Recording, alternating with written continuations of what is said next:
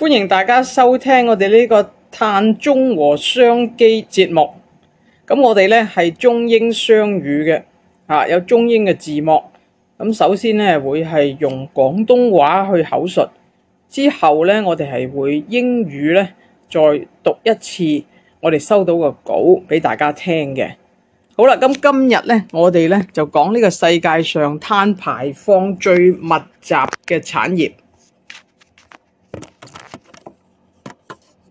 咁我哋今次咧係根據呢個標準普爾全球公司 S&P Global Inc 嘅分析嚟去做今次嘅一個分享嘅。咁咧而咧呢一個分析咧係根據咧呢個叫做範圍1嗰度去做嗰個碳排放嘅排名嘅。咁範圍1咧就係叫做 Scope 1。咁首先咧，我哋咧就睇下呢個範圍1咧所涉及嘅內容啦。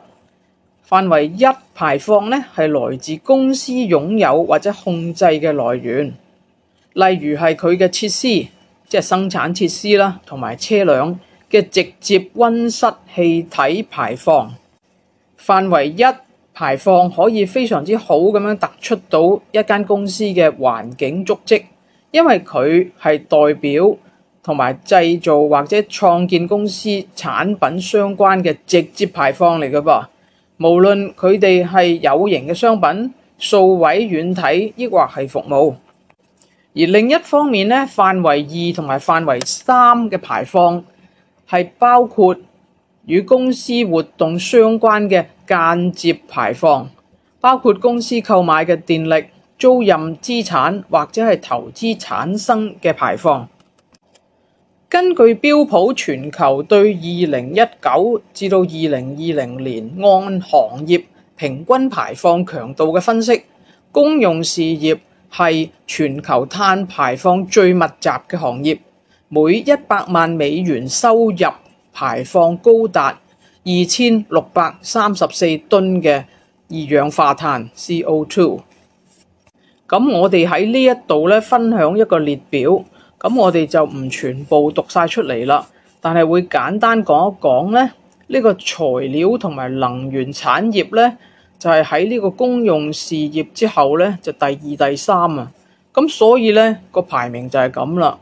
第1就係公用事業，第2就係材料，第3就係活力，即係嗰啲氣同埋啲天然氣嗰方面嘅能源設備，工業、消費必需品、非必需消費品、房地產、資訊科技、金融業、通訊服務業同埋衛生保健業等等，佢哋都係排名好高嘅。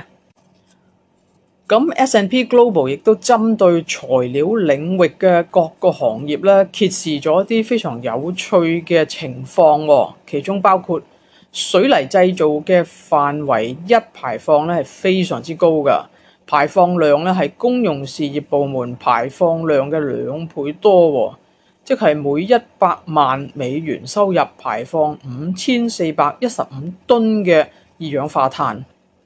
而鋁同埋鋼鐵生產亦都屬於咧排放密集型，喺2019至到2020年分別排放1421噸同埋1390噸。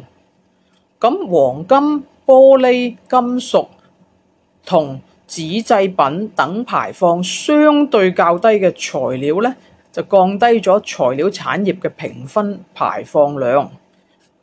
所以就係話黃金、玻璃、金屬同埋紙製品嘅製造咧，就比較呢個水泥、鋁同埋鋼生產咧係稍為低啲，咁所以就拉低咗成個材料行業嘅平均排放量。The most important carbon-intensive sectors in the world.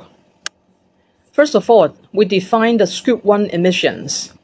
Before diving into the data, it may be useful for us to understand what Scope 1 emission really means. Scope 1 emissions are direct greenhouse gas emission from sources that are owned or controlled by a company, such as their facilities and vehicles.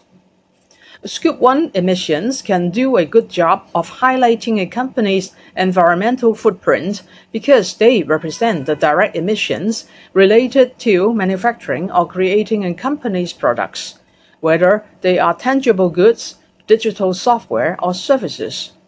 Scope 2 and 3 emissions, on the other hand, encompass the indirect emissions associated with a company's activities, including those from a company's purchased electricity, leased assets, or investment. According to S&P Global's analysis of 2019 to 2020 average emission intensity by sector, utilities is the most carbon-intensive sector in the world, emitting a staggering 2,634 tons of CO2 per $1 million of revenue. Materials and energy sector follow behind with 918 tons and 571 tons of CO2 emitted respectively.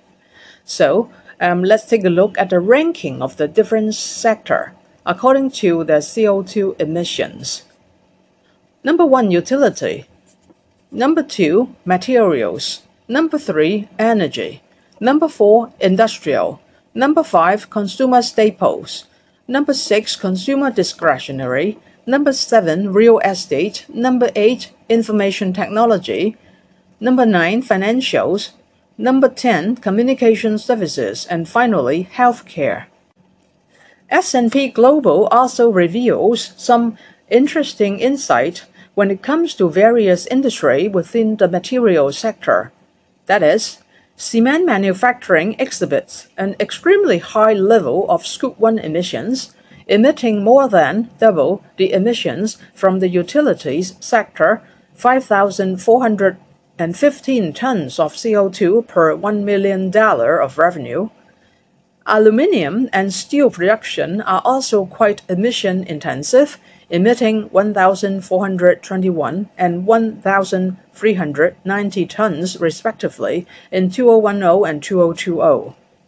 Relatively lower emission materials such as gold, glass, metals, and paper products bring down the average emission of the materials sector.